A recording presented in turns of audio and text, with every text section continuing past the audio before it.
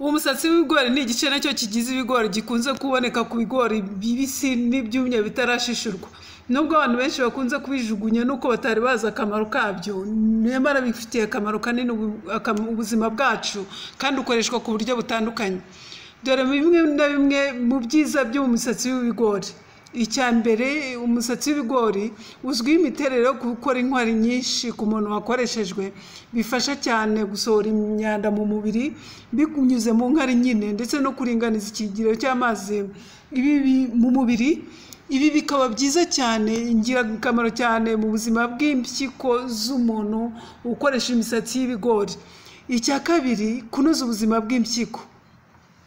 Ibi nari natangiye kubivuga haruguru, ariko bitewe n'imiterere n'ibigize imisatsi y'ibigori bisukura impyiko ku buryo butangaje cyane, butagereranywa rwose, mu buryo bw'inagereranywa, ndetse bikakurinda gufatwa bikakurinda indwara, bikarinda impyiko zawe kuzamo utu tubuye. Bene utu tubuye bajya batwita calcul renal.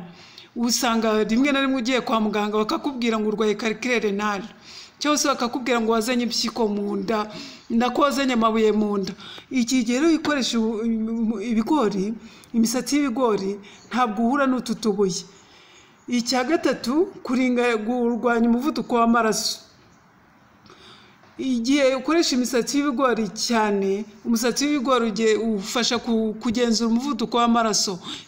Bifasha cyane kugenzura umuvuduko ukabije w'amaraso. Icya kane, kurwanya ububabare no gusukura umubiri. Umusatsi w'ibigori ukize ku byo bita flavonoide n'ibisukura umubiri, bifasha cyane kurwanya ububabare n'ibindi bintu byose bishobora kwinjira mu mubiri bishaka kuwangiza. Icya gatanu, gufasha ubudahangarwa bw'umubiri. Umusatsi w'ibigori, iyo ukoresha umusatsi w'ibigori, bifasha ubudahangarwa bw'umubiri n'urwungano ngogozi gukora neza. Imisatsi y'ibigori ikorora cyane cyane mu kuvugurura ubudahangarwa bw'umubiri n'imikorere myiza y'urwungano ngogozi, bitewe n'imikorere myiza yayo byo gusukura umubiri, byo kugabanya ububabare. Ibi bituma cyane amabara yawe akora neza cyane, bikanarinda kurwara, bikanayirinda uburwayi bw'amara. Uburyo ukoreshwamo noneho, twavuze ku byiza by'imisatsi byo gukoresha imisatsi y'ibigori, noneho reka turebere hamwe uburyo ukoreshwamo.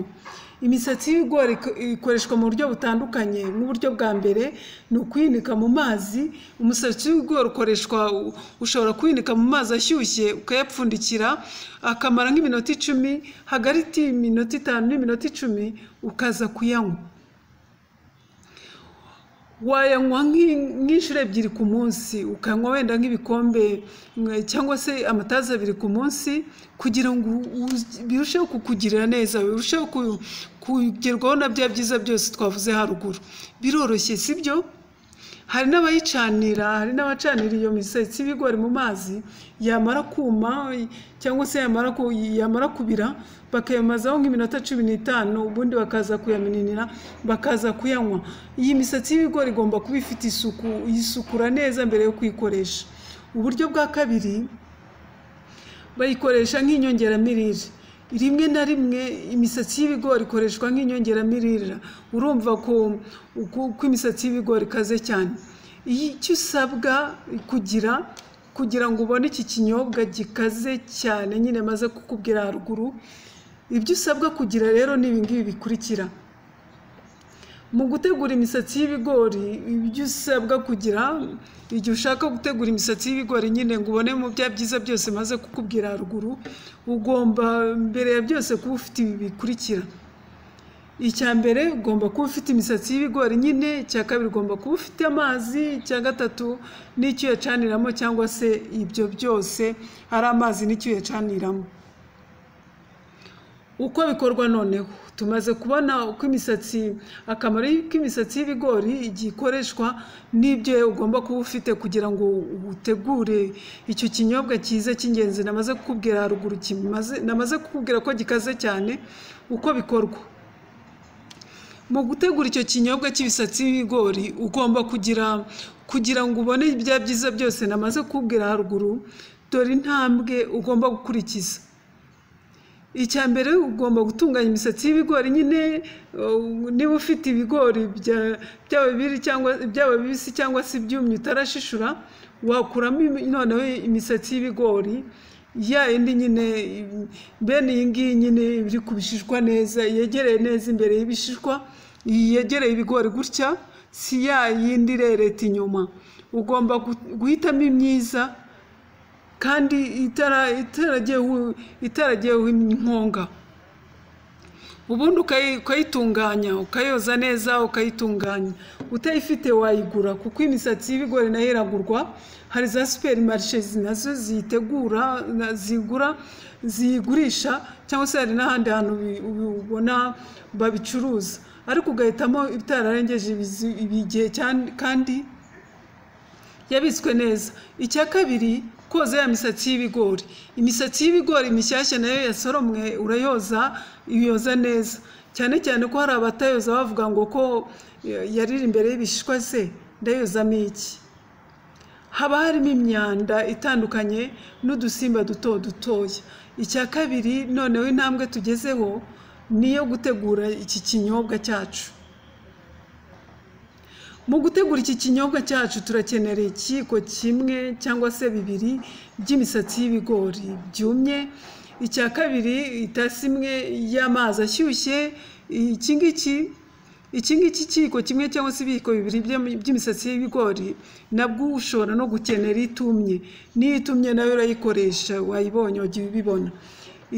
Ikindi, itasi imwe y'amazi ashyushye. Uko bikorwa noneho, ibyo byose ubifite ubikora ute kugira ngo ubone icyo kinyobwa cyiza nahoze nkubwira gikaze cyane. Icya mbere, shyira ya misatsi y'ibigori mu itasi. Icya kabiri, sukamo y'amazi ashyushye. Pfundikira ya tasi yawe, utegereze iminota kugira ngo ya misatsi yawe ishongonekere mu mazi. Tegera iminota iri hagati y'itanu n'iminota 10. Nyuma yaho noneho yungurura ya mazi ubundi uyanywe. Ahangaha hari abatayayungurura bavuga ngo uko turi kunywa ya misatsi iraza gushongonekeramo. Nanjye numva aribwo buryo bwiza, wenda wareka kuyayungurura, kuko ya mazi umaze kuyatereka mu itasi ukamara iyo minota yose, aracayuka ya misatsi ikajya hasi. Icyo gihe ugiye kunyucishamo akayiko kugira ngo na bya bindi byose byivange na ya mazi.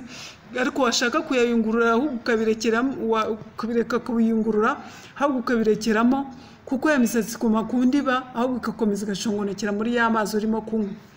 Icyo gihe mu kunywa ayo mazi ushobora kunywa amatasi 2 ku munsi, cyangwa se ukanywa itasi imwe gusa, ariko kunywa 2 nibyo byiza kugira ngo ugerweho na bya byiza byose twavuze haruguru. Icya kane ni ukuyacanira mu mazi. Niba ushaka ibikoze cyane, amazi akoze cyane, ya misatsi y'ibigori cyangwa se ari concentré, ushobora kuyacanira, gufata ya misatsi ukayacanira mu mazi nyine, ukabireka ugacanira nk'iminota 10, hagati y'iminota 10 na 15. Ubundi ukaza kuyanywa, ukaza kuyayungurura nyine ukayanywa, cyangwa se ukayareka ugatereka, bigakomeza bigashongonekera muri ya mazi, ubundi ukaza kubinywa. Nyuma yaho birumvikana kugenda wongeramo igipimo cy'imisatsi y'ibigori bitewe n'ibyo ushaka. Icya gatanu, kubitegura ushaka inyongeramirire. Nigeze kubabwira ko inakoreshwa nk'inyongeramirire, noneho wabitegura gute ushaka kubitegura nk'inyongeramirire. Ushobora gushaka inyongeramirire yakozwe cyangwa se yakozwe hifashishijwe imisatsi y'ibigori. Akenshi iba ari ifu, ukamenya neza ko ugomba gukurikiza ukuyikoresha ukurikiza urugero rwiza nahoze nkubwira haruguru. Cyangwa se ugafata n'iyi misatsi, hari n'ubwo ufata iyo misatsi yaba yarumye, ubundi ukayivungagura cyangwa se ukayisya, ugakoramo ifu uzajya ukoresha wongera mu byo ugiye kunywa cyangwa se mu byo ugiye kurya. Icyo gihe nyine uba ufite inyongeramirire cyane, wizeye ko wikoreye. Icyitonderwa, niba ufite allergie, ujye ugira allergie ku misatsi y'ibigori. Niba ufite ikibazo cy'impyiko cyangwa se wonsa, cyangwa se utwite cyangwa se wonsa, ukwiye kugisha inama muganga wawe mbere yo gutangira gukoresha imisatsi y'ibigori, nubwo muri rusange rwose nta kibazo muri rusange ikinyobwa cy'imisatsi y'ibigori nta kibazo cyayo rwose, nta kibazo mu busanzwe bitera. Igihe rero cyiza cyo kunywa iyi misatsi y'ibigori ni ikihe? Igihe cyiza cyo kunywa iyi misatsi y'ibigori ni byiza cyane kuyinywa ukibyuka cyangwa se mbere y'amafunguro, niba ushaka kwiyongera, niba ushaka kugerwaho n'ibyiza byose by'imisatsi y'ibigori. Niba rero uyikoresha wowe ushaka kuringaniza amazi mu mubiri, cyangwa se ushaka gusukura umubiri, ushaka gusukura mbese mu mara yawe, cyangwa se gusukura umubiri nyine, igihe cyiza cyo kunywa aya mazi ni hagati mu munsi, cyangwa se wenda mbere ya saa sita, hagati nyuma ya saa sita na nimugoroba. Ibyo nabyo ni byiza cyane. Ibyo byose nibyo ugomba kumenya ku misatsi y'ibigori. Voilà, ndizera ko wumvise agaciro k'imisatsi y'ibigori. Njye ni Mupenzi coach mu mibanire, ubuzima, iterambere ndetse n'imibereho myiza. Kurikira inzozi zawe, inzira niyi. Nkwifurije kugira ubuzima.